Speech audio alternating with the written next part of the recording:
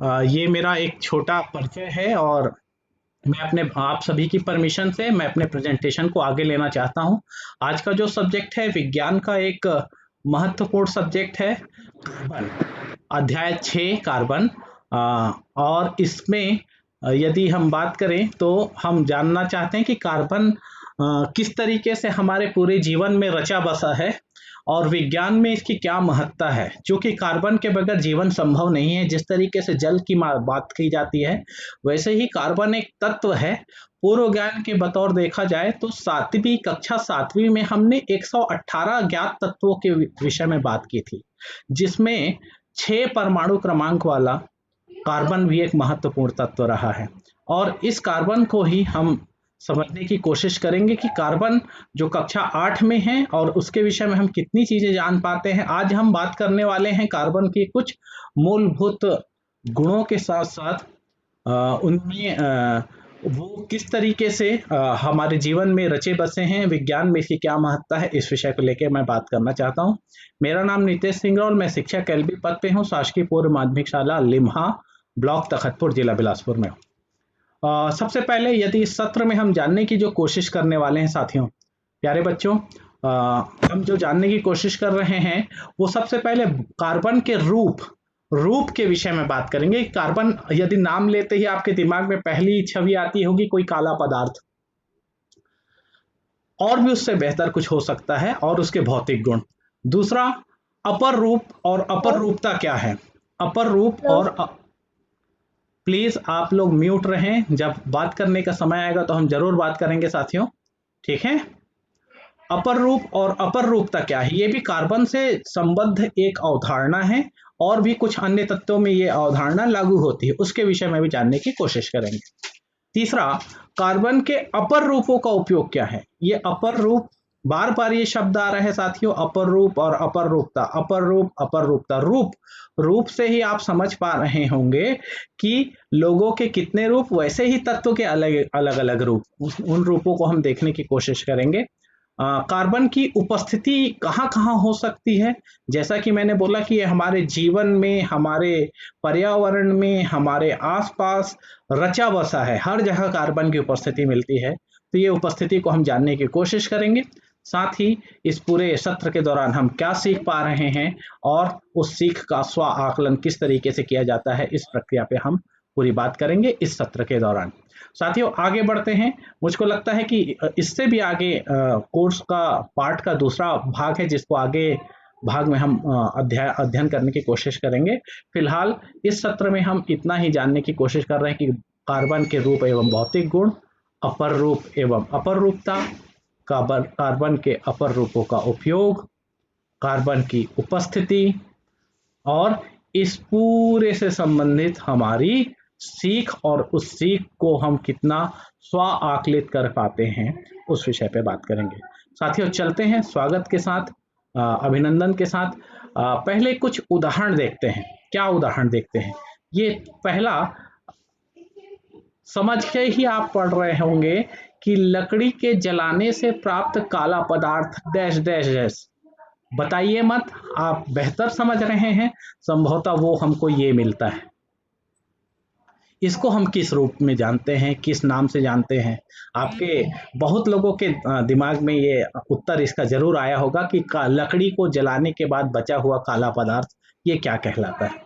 दूसरे तरफ सीस पेंसिल के मध्य का काला भाग क्या कहलाता है। सीस पेंसिल जो हम रोज उपयोग करते हैं, स्कूल में उपयोग करते हैं, चित्र बनाने के लिए उपयोग करते हैं, विज्ञान में उपयोग करते हैं, किसी की ड्राइंग, किसी का पेंटिंग का ब्लैक एंड व्हाइट पेंटिंग बनाने में इसका उपयोग करते हैं। ये मध्य भाग क्या है, इस पे भी आप जरूर, इसका उत्तर बहुत सारे लोगों को दिमाग में आया होगा कि इसको हम क्या कहते हैं। तीसरा, आभूषण धारण किए जाने में चमकदार जो रत्न होता है, जो बहुत चमकता है, उसको, इस फेमस रत्न का नाम क्या है, इसको भी आप बेहतर तरीके से समझ पा रहे होंगे, उत्तर आपके दिमाग में जरूर आया होगा। साथियों ये तीनों चीजों के साथ साथ मैं आगामी पेज पे ले चलता हूं आपको एक छोटे प्रयोग के पास। ये प्रयोग कक्षा 8वीं में बहुत बेहतर तरीके से दिया है कि एक दिए में यदि हम बाती तेल लगा के जलाएं और ऊपर एक स्लाइड, कांच की स्लाइड रख के उसके धुएं के पास रखा जाए तो एकत्र काले रंग का पाउडर आता है। ये काले रंग का पाउडर क्या कहलाता है? फिर उत्तर आपके दिमाग में आया होगा, बहुत बेहतर, बहुत अच्छी चीजें हैं। ये सारे उत्तर मैं समझ पा रहा हूं कि हमारे से संबंधित बहुत सारे बच्चे इसका उत्तर बहुत अच्छे तरीके से समझ पा रहे होंगे। साथियों, एक और प्रयोग लेके चलते हैं। एक ऐसी परख नली ली जाए, उस परख नली में लकड़ी की कुछ छीलन रखी जाए, परख नली को कार्क से बंद कर दिया जाए और ये कड़े कांच की परख नली हो ताकि आग के प्रभाव से फूटे ना, और इसको बहुत सुरक्षित तरीके से स्टैंड में रख के यदि गर्म किया जाए तो वायु की अनुपस्थिति में ये लकड़ी की छीलन जलकर काली पड़ जाती है। इस काली पड़े पदार्थ को हम क्या कहेंगे? तो 5 अलग अलग प्रश्न हमारे पास आए कि लकड़ी के जलने के बाद बचा हुआ काला पदार्थ क्या है। दूसरा प्रश्न था, पीछे चल के एक बार देख सकते हैं। दूसरा प्रश्न था कि शीश पेंसिल का मध्य भाग क्या है। तीसरा, आभूषण में प्रयोग किया जाने वाला ये रत्न क्या है। और चौथा, इस तरीके से दिए से ये काला जो पाउडर प्राप्त होता है ये क्या है। और इस तरीके से ये वायु की अनुपस्थिति में लकड़ी के छीलन या शक्कर को जलाने पे जो काला पदार्थ प्राप्त होता है वो क्या है। उत्तर बहुत सारे बच्चों को मालूम है, मैं जानता हूं बहुत अच्छे से। तो लकड़ी के जलने से बना काला पदार्थ कोयला कहलाता है। शीश पेंसिल के मध्य का काला भाग ग्रेफाइट कहलाता है। दिया की ज्वाला से निकलने वाले धुएं को यदि पट्टी पे एकत्र करने पर जो काला पाउडर मिलता है इसको हम काजल कहते हैं। वैसे ही लकड़ी की छीलन को यदि जला दिया, वायु के अनुपस्थिति में जला दिया जाए तो जो काला पदार्थ बचता है उसको हम चारकोल और नग के रूप में, रत्न के रूप में चमकदार जो नग होता है उसको हम हीरा कहते हैं साथियों। और ये आपको चित्र में बहुत अच्छे तरीके से दिखाई दिया जा रहा होगा कि एक तरफ हम ये देख पा रहे हैं, कोयला देख पा रहे हैं, ग्रेफाइट देख पा रहे हैं, काजल देख पा रहे हैं, काजल के साथ चारकोल देख पा रहे हैं और हीरा। इसमें से ये 3 शब्दों को तो हमारे बच्चे बहुत अच्छे तरीके से समझ पाते हैं कि ये काला, ये कोयला है, ये काजल है, ये हीरा है। ग्रेफाइट यद्यपि हम सब जानते हैं लेकिन शब्द थोड़ा अलग है। उसी तरीके से चारकोल, चारकोल देखिए कोयले और चारकोल में बहुत अंतर है। कोयले और चारकोल में बेसिक अंतर यह है कि कोयला जब लकड़ी को जलाया जाता है तो वायु की उपस्थिति में जलाया जाता है, तब जो काला पदार्थ बचता है यदि आधा जला हुआ भाग बच गया तो ये कोयला कहलाता है। और लेकिन चारकोल को वायु की अनुपस्थिति में आग से दहन किया जाता है तो इसका आंशिक रूप से ये जल के काला हो पाता है, जिसके कारण इसको हम चारकोल कहते हैं। दोनों की इस गुण के कारण इस गुण के कारण इसमें थोड़ा अंतर पाया जाता है। साथियों आगे बढ़ते हैं। ये एक ही तत्व कार्बन से बने हुए अलग अलग कार्बन के रूप हमको दिखाई दे रहे हैं। क्या इसे हम जानते हैं? देखिए तो बेहतर समझ रहे होंगे कि ये भी कोयला ही है और इसको हम, हाँ बहुत बच्चे बढ़िया, और इसको हम कार्बन के रूप में जानते हैं। और ये ही कार्बन जिसको, जी हाँ बच्चों बिल्कुल सही है कि ये अभी तक के ज्ञात 118 तत्व जो हम वैज्ञानिकों ने अलग अलग तत्वों का आविष्कार किया या फिर ज्ञात किया, उसमें से खोज की, उनमें से ये एक महत्वपूर्ण तत्व है जिसको हम कार्बन के रूप में जानते हैं। और इसका संकेत चिन्ह सी, बड़ा सी, कैपिटल सी के रूप में हम इसको संकेत चिन्ह विज्ञान की भाषा में पहचानते हैं। अंतरराष्ट्रीय स्तर पे यदि बात की जाए तो बड़े सी का मतलब, संकेत चिन्ह का मतलब हम कार्बन से लगाते हैं। साथियों कार्बन के लिए अब आगे चलते हैं। कार्बन के विभिन्न रूप और उनके भौतिक गुण। अभी हम लोगों ने विभिन्न रूप तो वहां देखा साथियों अलग अलग कार्बन का। ये आपको अलग अलग रूप दिखाई दिया था। जैसे पहला रूप कोयला, दूसरा रूप काजल, तीसरा रूप अ, तीसरा रूप ग्रेफाइट, चौथा रूप चारकोल, पांचवा रूप हीरा, और और ये फिर आपके लिए एक नया शब्द आया फुलरिन। फुलरिन, फुलरिन जो कार्बन के एक नए रूप को आपको दिखाएगा। इसके विषय में भी आगे हम चलेंगे, लेकिन हम इस पाठ में कार्बन के इतने ही रूप के विषय में जानने की कोशिश करेंगे कि कोयला, काजल, ग्रेफाइट, चारकोल, हीरा और फुलरिन। यदि इसके गुणों की बात की जाए, भौतिक गुणों की बात की जाए, तो साथियों भौतिक गुण इस तरीके से हम दिखाई दे सकते हैं कि हीरा, यदि हम अलग अलग रूप के विषय में बात करें, तो हीरे के विषय में यदि बात करें तो ये हीरा है जो बहुत अधिक पारदर्शी होता है, क्रिस्टल होता है, प्रकाश में चमकता है।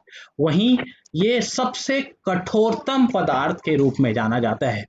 साथियों एक आश्चर्यजनक जो तथ्य है कि हीरा धातुओं से भी कठोरतम माना जाता है, और यदि इसे इसकी विद्युत चालकता की बात किया जाए तो ये विद्युत का कुचालक होता है, और उष्मा चालकता में ये अत्यधिक उष्मा का चालक होता है, बहुत अधिक चालक होता है। अर्थात उष्मा के प्रभाव से ये उष्मा को बहुत जल्दी अपने में से पार होने देता है, अपने में से चलने देता है।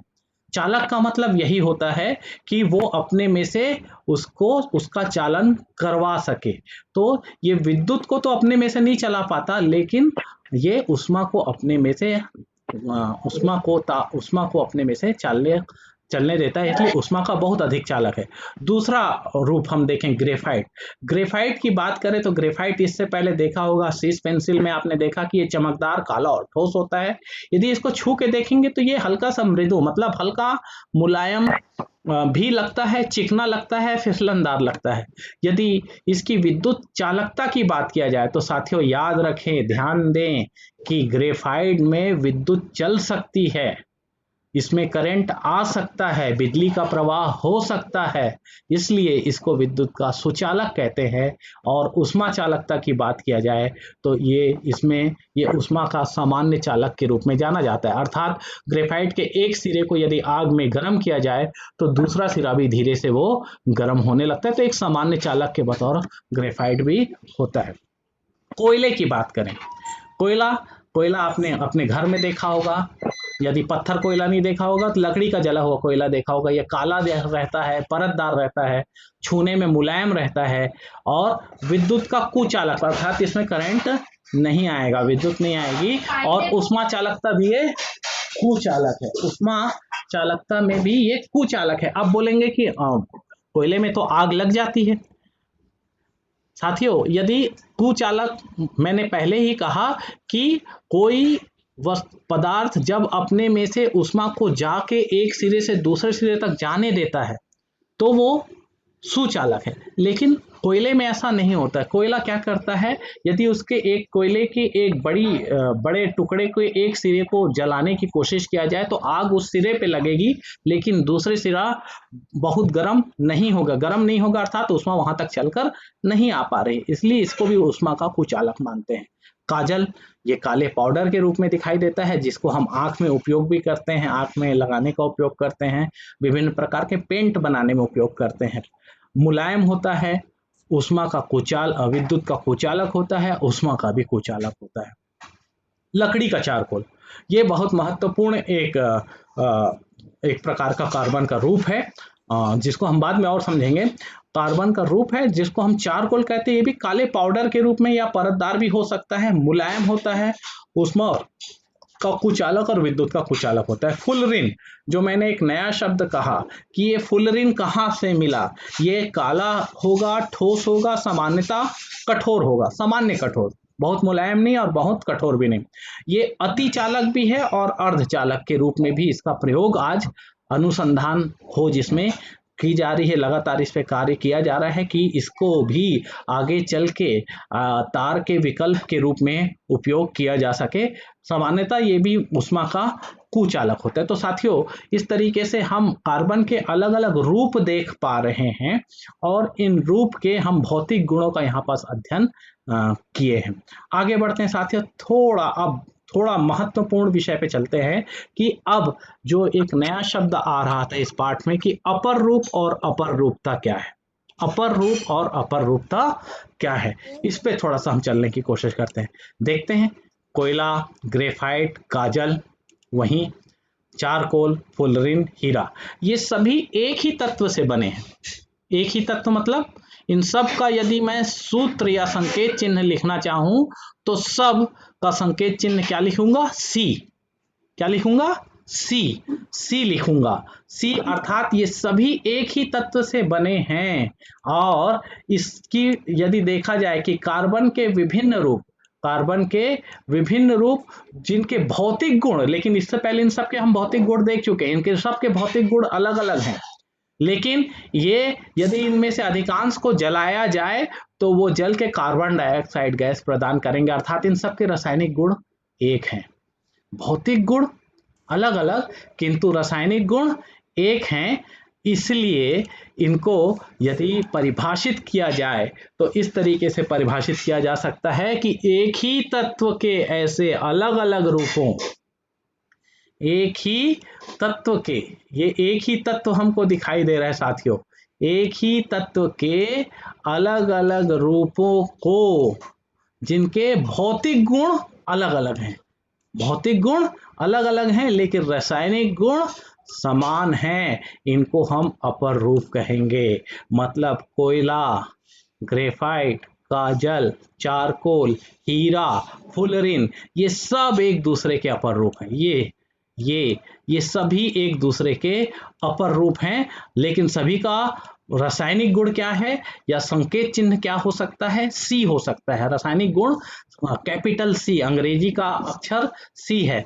और इस प्रकार का गुण जिन जिन तत्वों में पाया जाता है, इस प्रकार का गुण जिन जिन तत्वों में पाया जाता है, इस प्रकार किसी तत्व की एक ही अवस्था विभिन्न रूपों में पाया जाना, एक ही अवस्था का, तत्व की एक ही अवस्था का विभिन्न रूपों में पाया जाना अपर रूपता कहलाता है। मतलब अपर रूपता गुण है, अपर रूपता किसी तत्व का गुण हो सकता है। तो साथियों, यहाँ तक मेरे ख्याल से आपको बहुत बेहतर अभी तक समझ में आया होगा। हम फिर से इसको आगे लेके चलते हैं। अपर रूप और अपर रूपता, जब एक ही तत्व अलग अलग रूपों, तत्व के ऐसे अलग अलग रूप जिनके भौतिक गुण अलग अलग हैं लेकिन रासायनिक गुण समान हैं, इनको एक दूसरे का अपर रूप कहते हैं। ये इसकी परिभाषा है।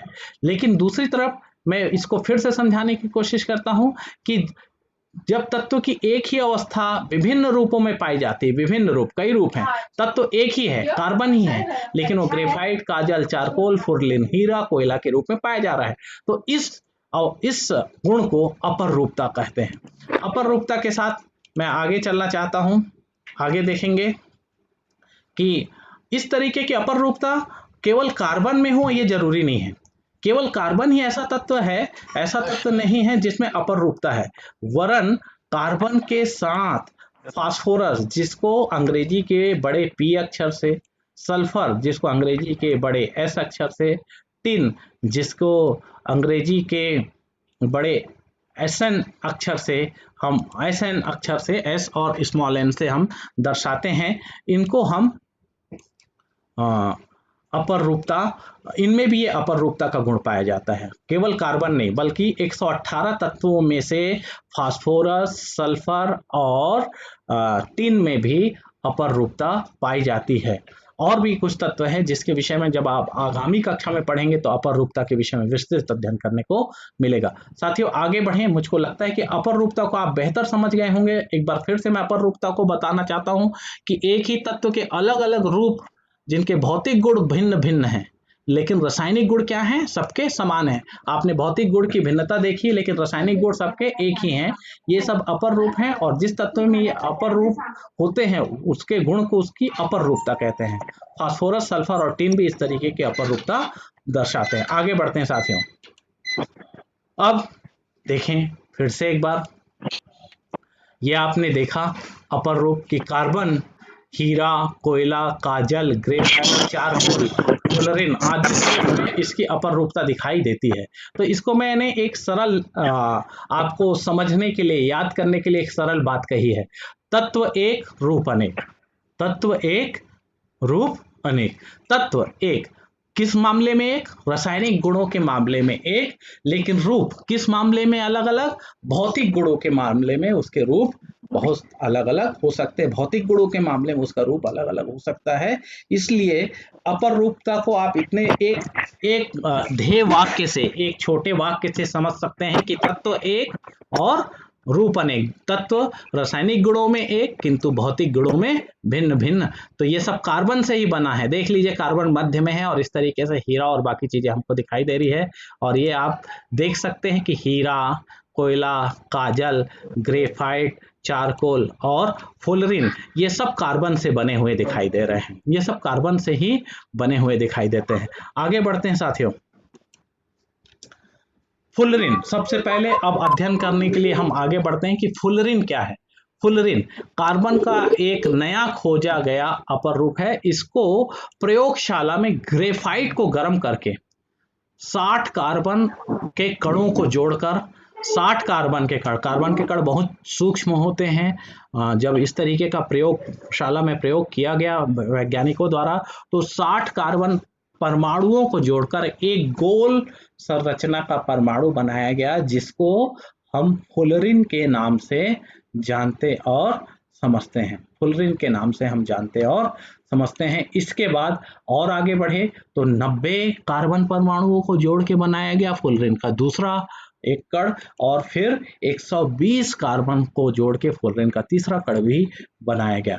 यदि बात करें इसकी थ्योरी पे बात करें तो सन 1985 में रसायनज्ञों ने, जो केमिस्ट कहलाते हैं, वैज्ञानिक कहलाते हैं, ग्रेफाइट अभी आपने पहले देखा कि कार्बन का वो एक रूप है, कार्बन का एक रूप है, और कार्बन के रूप में ग्रेफाइट को अत्यधिक उच्च ताप पर गर्म करके कार्बन का नया अपर रूप बनाया, जिस अपर रूप को हम किस नाम से जानते हैं? फुलरिन। और इसका अणु कैसा होता है? गोलीय होता है। इसका अणु हमको गोलीय दिखाई देता है। ये गोलीय अणु के रूप में रहता है और शुरू में 60 कार्बन परमाणुओं को जोड़कर जुड़े रहते हैं इस फुलरिन में। इस तरीके से आपको फुलरिन का पहला भाग दिखाई दे रहा होगा। दूसरा, मैं और आगे चलना चाहता हूं, फिर आपको दिखाना चाहता हूं कि इसके जो आविष्कार में अमेरिकी वास्तुकार बकमिंस्टर फुलर, थोड़ा कठिन शब्द है, नाम है अमेरिकन वास्तुकार का, जिन्होंने इस अणु के निर्माण में महत्वपूर्ण भूमिका निभाई थी। बकमिंस्टर फुलर ने इस परिपूर्ण गोलीय अणु को क्या नाम दिया? फुलरिन नाम दिया। इस अणु को फुलरिन नाम दिया। प्रकृति में फुलरिन की, पहले तो इसको प्रयोगशाला में बना लिया गया, बाद में फिर इसको प्रकृति में भी खोजने की कोशिश की गई। तो प्रकृति में ये कहाँ मिला बच्चों? आपने आकाश दर्शन में उल्का का जिक्र सुना होगा कि कभी कभी टूटते तारे दिखाई देते हैं। वो टूटते तारे नहीं होते, वरन आकाशीय पिंड होते हैं, और पृथ्वी के गुरुत्वाकर्षण क्षेत्र में आने पर वो घिस जाते हैं, उसमें बहुत आग लग जाती है और उसका कुछ भाग जमीन में आके शेष बचता है, जिसको हम उल्काश्म कहते हैं।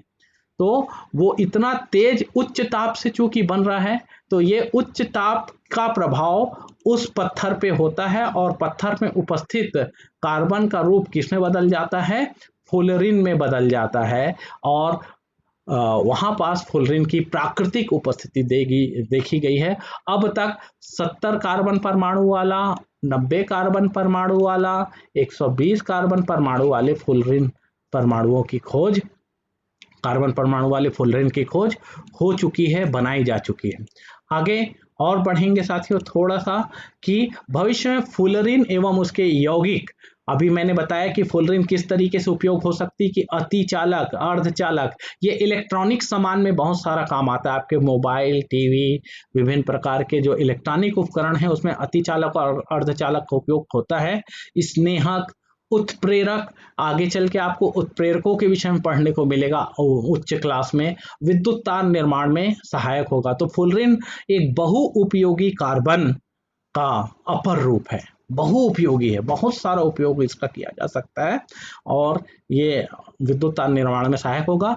C16 मतलब 60 कार्बन परमाणु वाला जो फुलरिन है, ये बहुत एक जो जिस रोग का जिसको हम बोलते हैं एड्स नामक जो रोग की रोकथाम में महत्वपूर्ण भूमिका निभाने की संभावना इसकी दिख रही है और इससे संबंधित खोज लगातार चल रही है साथियों। तो फुलरिन के विषय में आप जान के बहुत अच्छा लगा होगा कि ये एक बिल्कुल नया तत्व है साथियों। नाम से परिचित हो जाइए फुलरिन, और उपयोग यदि हो रहा है तो इसका अतिचालक, अर्धचालक, स्नेहक, उत्प्रेरक, विद्युत तार निर्माण में और एड्स नामक जो एड्स की रोकथाम में इसकी ये बहुउपयोगी अपर रूप के रूप में, मैं अपर रूप बार बार कहूंगा क्योंकि ये कार्बन का अपर रूप है और आपको अपर रूप नामक शब्द से बेहतर परिचित होना जरूरी है। और इसका जो नाम है बकमिंस्टर फुलरिन के द्वारा के नाम, जिन्होंने इसके खोज में महत्वपूर्ण भूमिका निभाई, उनके नाम से इनको जोड़ा जाता है, इसलिए इसका नाम फुलरिन है। अब एक दूसरे रूप की तरफ चलते हैं। कार्बन का अपर रूप का उपयोग यदि हीरे की बात करें तो हीरा दिखाई दे रहा है साथियों। हीरा अपनी चमक के कारण एक बहुमूल्य रत्न है, बहुत कठोर होता है। इसको हीरे को तराशा इस तरीके से जाता है कि ये एक बार यदि इसके अंदर कोई प्रकाश की किरण जाती है तो वो पूरे प्रकाश की किरण को वापस लौटा देता है। तो जब कोई वस्तु, कोई भी पदार्थ जब किसी प्रकाश की किरण को अपने से वापस लौटाएगा तो वो और ज्यादा चमकदार दिखाई देगी। आप कांच का इसका प्रयोग करके देख सकते हैं। दर्पण को जब आप धूप में रखते हैं तब यदि दर्पण से धूप टकरा के वापस जाती, परावर्तित होती है, तो दर्पण हमको चमकदार दिखाई देता है। हीरे में उस ऐसा गुण होता है कि ये प्रकाश के प्रत्येक किरण को पूर्ण रूप से आंतरिक परावर्तन करके बाहर निकाल देता है। आंतरिक परावर्तन, पूर्ण आंतरिक परावर्तन होता है, जिसकी वजह से बहुत ज्यादा चमकदार दिखाई देता है। हीरा सबसे कठोर है, इसलिए यदि हीरे की संरचना की बात किया जाए, ये क्यों परावर्तित कर देता है, तो मैं थोड़ा सा आपको कोर्स से बेहतर बताना चाहता हूं कि हीरे की कठोरता कारण देखिए, हीरे में कार्बन का एक कण कार्बन के 4 कणों से जुड़ा है। इसी तरीके से प्रत्येक कण 4 कणों से जब जुड़ता है तो एक कठोर संरचना बनती है, बहुत ही कठोर संरचना बनती है, जिसमें प्रत्येक कार्बन 4 कार्बन से जुड़ा होता है। ये इसकी कठोरता का कारण है और साथ ही साथ ये प्रकाश के परावर्तन का भी कारण यही है कि ये अपने अंदर आने वाली प्रकाश की किसी भी किरण को पूर्ण रूप से परावर्तित कर देता है। इसलिए हीरे का उपयोग अत्यधिक कठोर होने की वजह से इसका कांच काटने वाले औजार, कठोर पत्थरों में छेद करने और नग में छेद करने, कांच में छेद करने वाले औजारों में हीरे का प्रयोग किया जाता है। इस साथ ही साथ शल्य चिकित्सा मतलब ऑपरेशन के उपकरणों में भी, ऑपरेशन किए जाने वाले उपकरणों में भी हीरे का बेहतर प्रयोग होता है।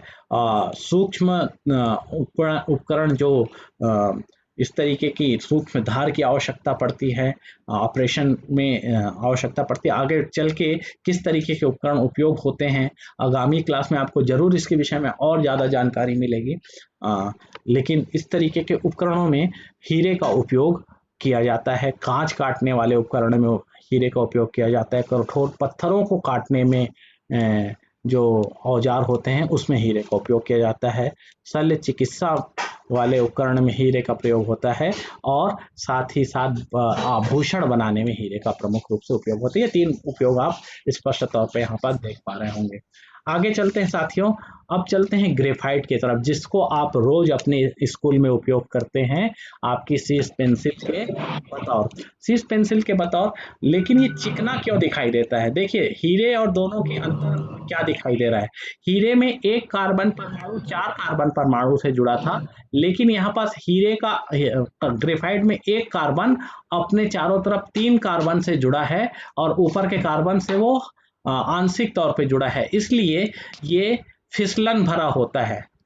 फिसलन भरा मतलब चिकना होता है, चिकनाई लिए होता है, एक दूसरे से सतह मतलब आप छुएंगे तो मुलायम महसूस होता है, ये इसकी संरचना की वजह से। दूसरा जो प्रमुख चीज कि ग्रेफाइट को यदि आप खुले में देखेंगे तो इस तरीके से ग्रेफाइट अपने को दिखाई देता है। इसका बेहतर उपयोग आप समझ पा रहे होंगे कि आप किस चीज पेंसिल बनाने में इसका उपयोग लगातार होता रहा है और हो रहा है। और भी यदि उपयोगिता की बात करें तो पेंसिल की लेड बनाने में। दूसरा, चूंकि ग्रेफाइट का गलनांक बहुत उच्च होता है, मतलब इसको गलाने के लिए बहुत अधिक ताप की आवश्यकता होती है, इसलिए इसके ग्रेफाइट के छोटे छोटे बर्तन बनाए जाते हैं, क्रूसिबल या छोटा पात्र बनाया जाता है।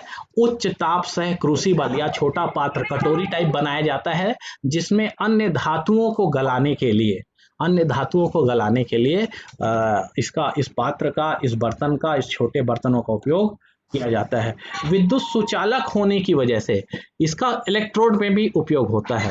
आप समझ गए होंगे कि इलेक्ट्रोड कहाँ दिखाई देता है। इलेक्ट्रोड मतलब आप जो अपने बैटरी में लगाने वाला, पुराने टार्च में लगाने वाला पेंसिल सेल यदि आप उपयोग करते देखे होंगे, और कभी कभी खेल में आपने उसको तोड़ा होगा, तो बीच में एक काले कलर की गोल राड निकलती, डंडी निकलती, छड़ निकलती है।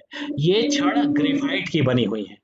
ये छड़ ग्रेफाइट की बनी हुई है और इसी को ही हम इलेक्ट्रोड के बतौर जानते हैं। हेलो हेलो बोलिए।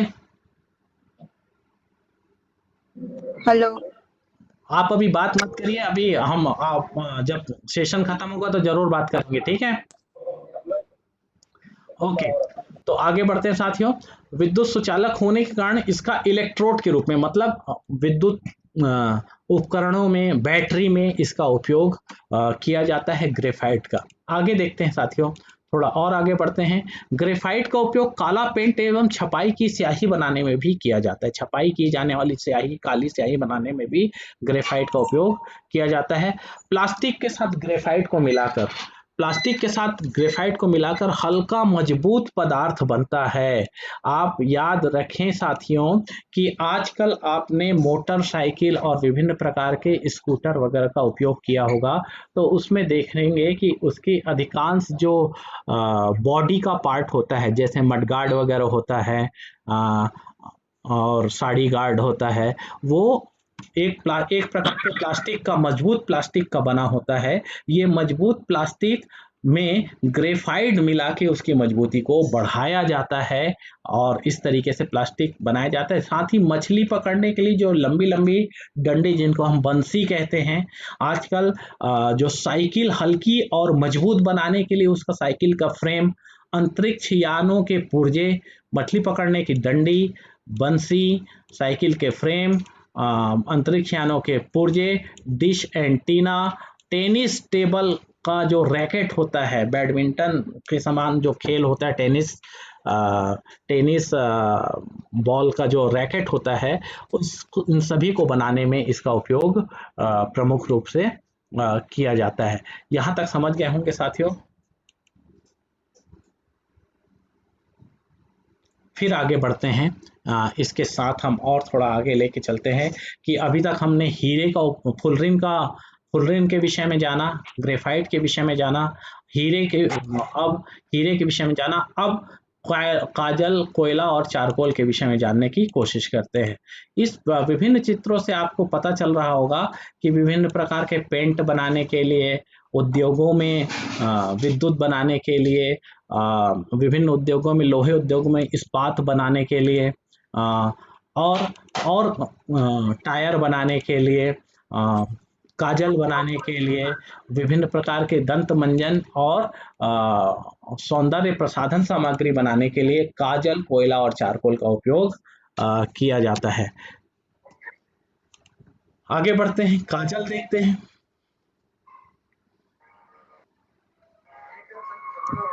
सॉरी सर, बीच में बोलने पे माफी चाहता हूँ। आपका कुछ स्क्रीन दिख रहा है। हाँ लकी, बोलिए।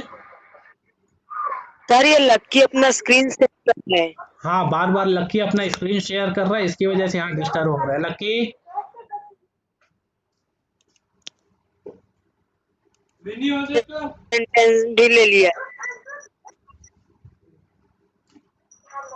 चलिए यदि आपको अच्छी क्लास का मजा लेना है साथियों, तो अपनी स्क्रीन को शेयर ना करें बार बार।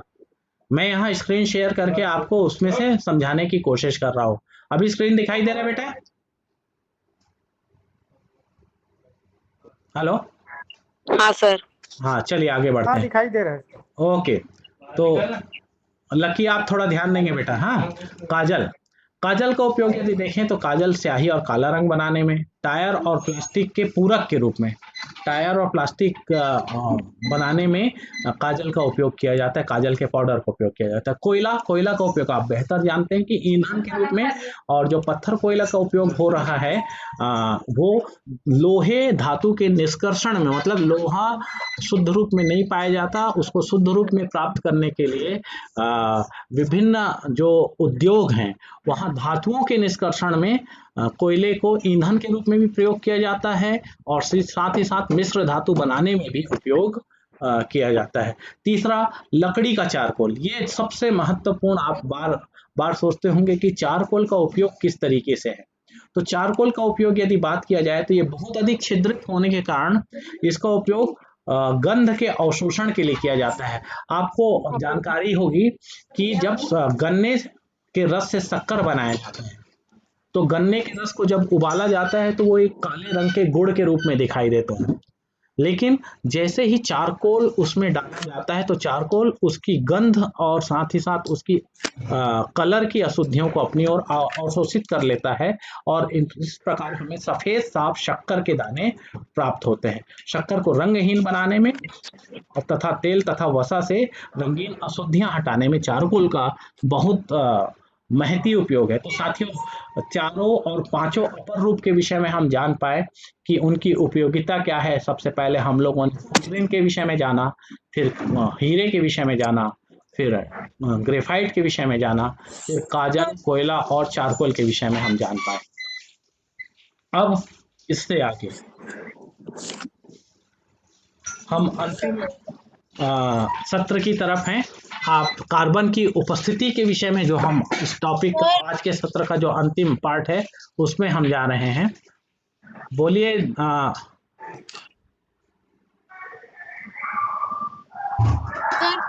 हाँ बोलिए। सर कौन सा पार्ट है? कार्बन। अपने आप को म्यूट रखिए फिलहाल, पार्ट पूरा होने के बाद हम लोग आपसे बात करेंगे, ठीक है? ओके, अब कार्बन कहाँ कहाँ उपस्थित है इस विषय पे थोड़ी सी हम चर्चा करें साथ में।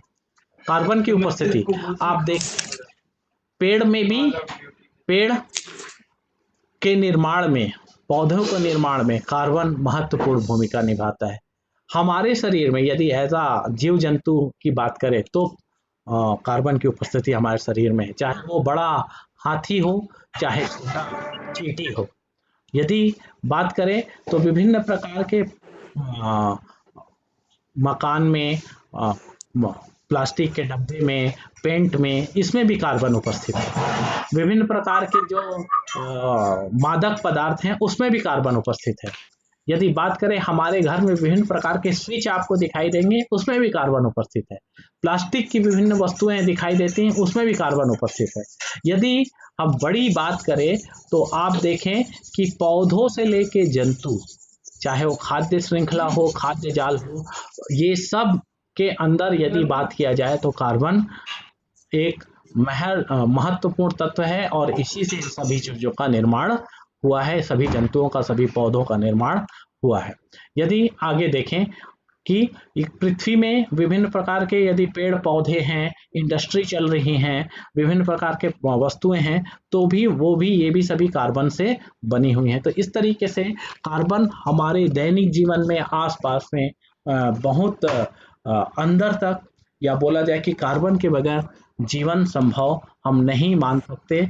ये आपको इससे पता चलेगा कि हीरा, कोयला, चारकोल, ग्रेफाइट, फुलरिन, ये सब कार्बन के तो हम बड़े रूपों को, अपर रूप के विषय में जाने।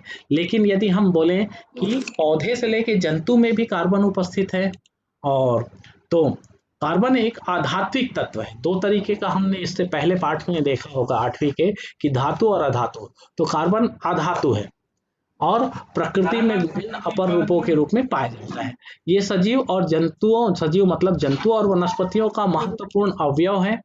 यदि दैनिक जीवन में आप देखें, कागज आप उपयोग करते हैं, रबर आप उपयोग करते हैं, लकड़ी, टायर, पेंसिल, कपड़ा, तेल, साबुन, ईंधन, प्लास्टिक, ये सारी चीजें कार्बन, इन सभी चीजों में कार्बन की उपस्थिति है।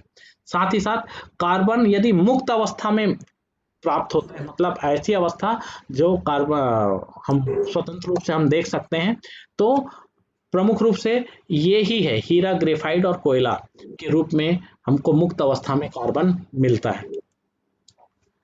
आगे देखें, कार्बन जंतुओं में किस तरीके से यौगिक के रूप में, यदि मुक्त अवस्था में है तो यौगिक के रूप में किस तरीके से उपस्थित है। आप देखिए कि हम संतुलित आहार के बगैर जिंदा नहीं रह सकते। उसमें प्रोटीन है, कार्बोहाइड्रेट है, फल सब्जियां हैं, विटामिन है, खनिज लवण है, इन सभी में कार्बन की उपस्थिति पाई जाती है। यदि संयुक्त अवस्था में कार्बन बहुत से यौगिक के रूप में पाया जाता है। पहला बोल सकते हैं कि आप देख सकते हैं कि कार्बन कैल्शियम नामक तत्व से जुड़ के कैल्शियम कार्बोनेट बनाता है, और कैल्शियम कार्बोनेट आप हर दिवाली में उपयोग करते हैं। अपने घर की को चूना से जो पोताई होती है, ये चूना कैल्शियम कार्बोनेट ही है। विभिन्न प्रकार की जो पेंट बनते हैं उसमें भी कार्बन और कैल्शियम की मात्रा होती है। तो ये संयुक्त अवस्था में कार्बन इस तरीके से दिखाई देता है। भोजन में भी यदि बात किया जाए तो भोजन के प्रमुख घटक कार्बोहाइड्रेट, वसा, प्रोटीन और विभिन्न प्रकार के एंजाइम में कार्बन की मात्रा होती है, जिससे हमको शरीर, तो आपको समझ में आ रहा होगा कि कार्बन हमारे जीवन में किस तरीके से अंदर रचा बसा है और इसके बगैर जीवन संभव नहीं है। यदि बात किया जाए कि हम विभिन्न प्रकार के जो ईंधन की उपयोग करते हैं, चाहे हम घर में लकड़ी का उपयोग कर रहे हैं, मिट्टी तेल का उपयोग कर रहे हैं, कोयले का उपयोग कर रहे हैं, डीजल का उपयोग गाड़ियों में हो रहा है, पेट्रोल का उपयोग हो रहा है, सड़क बनाने के लिए जो डामर या तारकोल कहते हैं वो उपयोग हो रहा है, आजकल जो गैस का उपयोग हो रहा है, एलपीजी गैस, ये सब कार्बन से बनी हुई है। और इसी तरीके से जो बायोगैस भी जो गोबर से बनती है, जो गोबर से बनती है, ये गोबर से बनने वाली बायोगैस भी में भी कार्बन की उपस्थिति होती है, और कार्बन के बगैर ये संभव नहीं है। यदि इसको हम देखें तो यहाँ जितने भी ईंधन में जो कार्बन होता है, ये इसमें ये कार्बन हाइड्रोजन नामक तत्व से, कार्बन तत्व हाइड्रोजन से मिलकर हाइड्रोकार्बन बनाता है। देखिए दोनों कैसे जुड़ रहे हैं आपस में। हाइड्रोकार्बन किस तरीके से बनेगा, हाइड्रोजन का आप हाइड्रो ले लीजिए और कार्बन को जोड़ लीजिए, तो दोनों के मिलने से क्या बना, हाइड्रोकार्बन बना।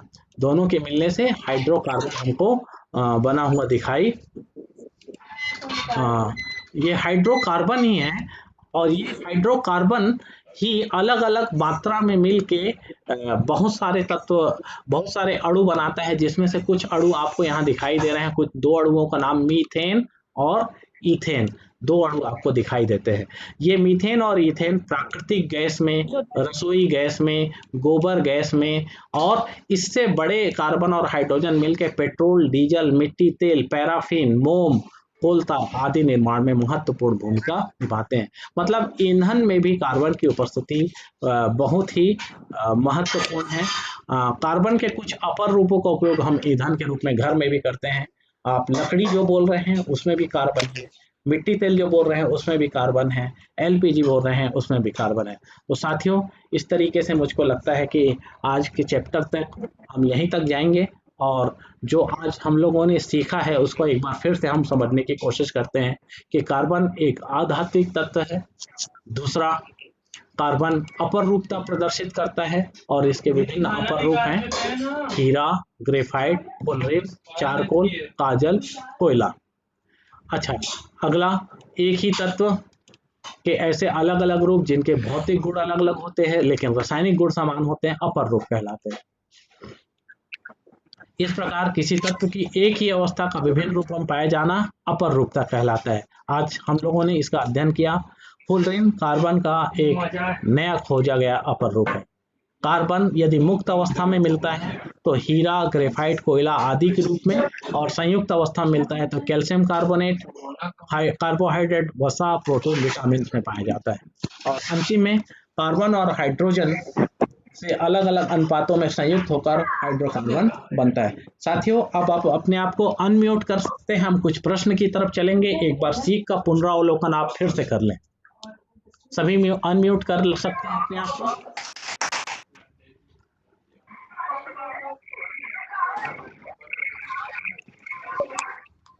सभी अनम्यूट कर सकते हैं और हम अब प्रश्न उत्तर की तरफ चलेंगे। और शर्त वही है कि पहले जवाब देना है और बात करना है। और यदि किसी की आवाज इको हो रही है बार बार, तो उसके लिए आप परेशान मत होइए, आप जवाब दीजिएगा। चलिए कुछ प्रश्नों की तरफ चलते हैं। ओके, आज हम लोगों ने क्या सीखा देखते हैं। सही विकल्प चुनना है। एक बार आप देखें, पहले विकल्प की तरफ भी ध्यान देंगे, उसके बाद बात करेंगे।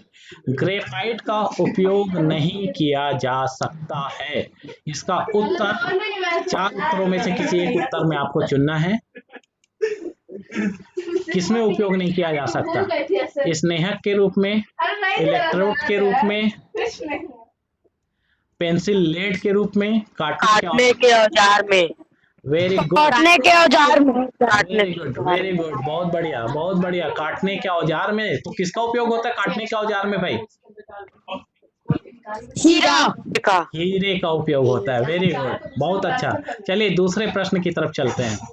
60 कार्बन परमाणु वाला अपर रूप है, ध्यान देंगे, 60 कार्बन परमाणु वाला अपर रूप है, क्या है भाई? चारकोल, ग्रेफाइट,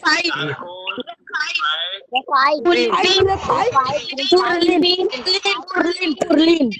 फुलरीन, फुलरीन अभी तो बताया कि 60 कार्बन परमाणु से मिलकर बना हुआ प्रथम अपर रूप जो खोजा गया है वो फुलरीन है। इसको प्रयोगशाला में 1985 में बनाया गया बंकिस्टर फुलरीन ने, है ना, और उन्हीं के नाम पे ये फुलरीन रखा गया है। आगे देखते हैं। प्रकृति का सबसे कठोरतम पदार्थ है, बता दीजिए बिना ऑप्शन जाने। हीरा। हीरा, बहुत हीरा। हीरा है भाई, है ना। ठीक है, नंबर 5 चलते हैं, नंबर 6 चलते हैं। अपर रूपता का गुण है, सोच के बोलिएगा, क्या है अपर रूपता का गुण? तत्व का, यौगिक का, मिश्रण का, तत्व का। कौन से तत्व में अपर रूपता पाई जाती है? कार्बन, फास्फोरस और टीन और sulphur. Very good, carbon, phosphorus, tin और सल्फर। बहुत बढ़िया रोशनी, बहुत बढ़िया हिमेश, लक्की, अमन, सभी लोग बहुत अच्छा बेटा। एक अंतिम प्रश्न देखते हैं, इसके बाद एक एक शब्द का प्रश्न देखेंगे, एक एक शब्द वाला। कार्बन का निम्न अपर रूप विद्युत का सुचालक है, सुचालक ना, कौन सा अपर रूप विद्युत का सुचालक है बताइएगा, बताइए। ग्रेफाइट।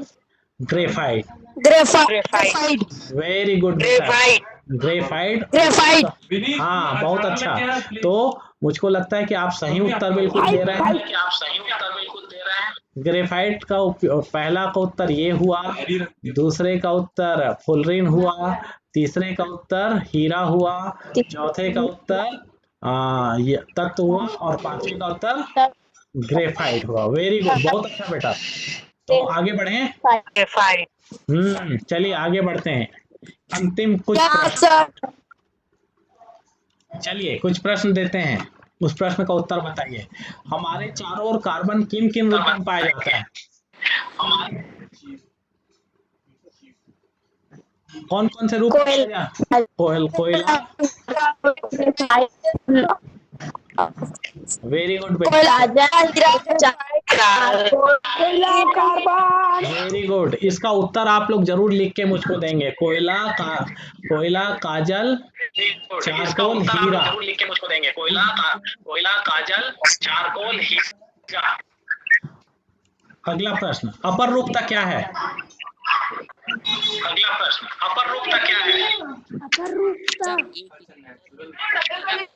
एक ही तत्व के ऐसे अलग अलग रूपों में पाए जाने जिनके भौतिक गुण भिन्न भिन्न रासायनिक एक मान है अपररूप तत्व वेरी गुड और बेटा, अपररूप बहुत अच्छा। तत्व एक किसी तत्व का एक ही अवस्था में दूसरे रूपों में पाया जाना अपररूपता कहलाता है। बहुत बढ़िया बेटे, बहुत बढ़िया।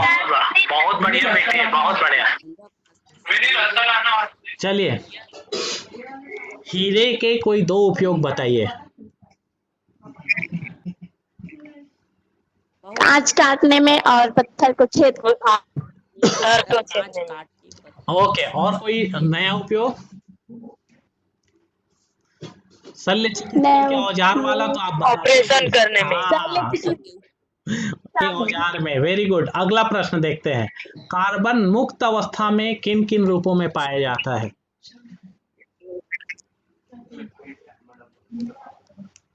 बोलिए, कार्बन मुक्त अवस्था में किन किन रूपों में पाया जाता है? कोयला, कोयला, वेरी गुड। और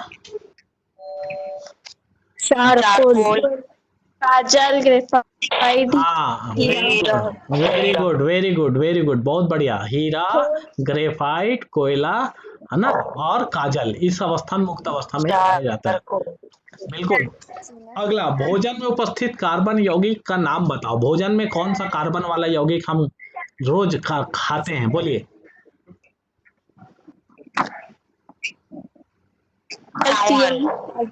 चावल, ना, चावल में कौन सा है? Carbohydrate very good, carbohydrate. और